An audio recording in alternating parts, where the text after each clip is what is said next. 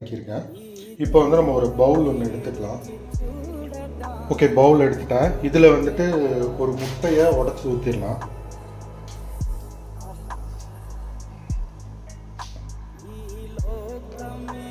Okay, இப்போ நான் ஒரு முட்டையை உடச்சி ஊற்றிருக்கேன். ஸோ அதில் வந்துட்டு கொஞ்சோண்டு கறி மசாலா லைட்டாக ஒரு டேஸ்ட்டுக்காக, அப்புறம் வந்துட்டு மிளகாய்த்தூள் கொஞ்சோண்டு,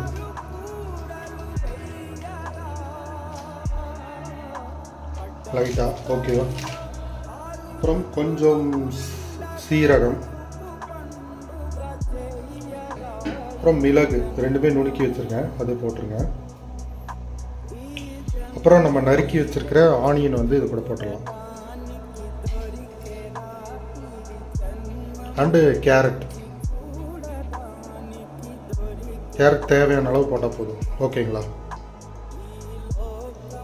ஓகே, அப்புறம் இதுக்கு தேவையான அளவு உப்பு,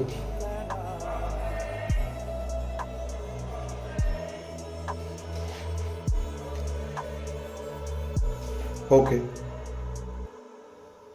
வணக்கம் மக்களே, சூடான கேரட் ஆம்லேட் எப்படி செய்யறதுன்னு நம்ம பார்க்க போகிறோம்.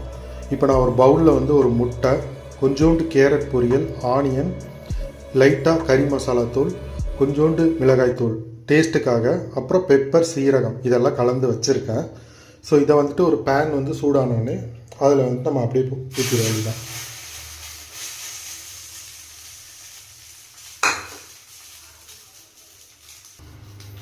இதுக்கு தேவையான அளவு எண்ணெய்,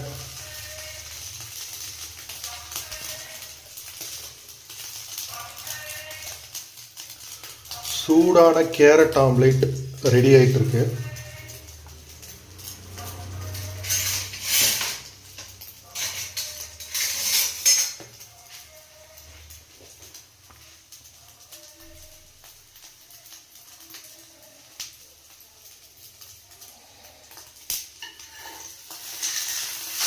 அப்படியே திருப்பி போட்டுருங்க.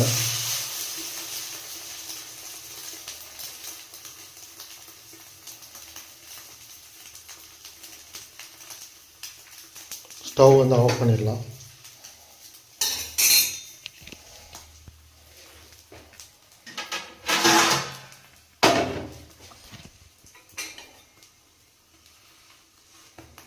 ஓகே, இப்போ சூடான சுவையான கேரட் ஆம்லேட் ரெடி. இந்த மாதிரி முட்டை கூட வந்துட்டு பொரியல் சேர்த்து பண்ணி சாப்பிட்டு பாருங்கள், ரொம்ப நல்லாயிருக்கும். இந்த டிஷ் பிடிச்சிருந்தால் லைக் பண்ணுங்கள், கமெண்ட் பண்ணுங்கள். பாய், தேங்க்யூ.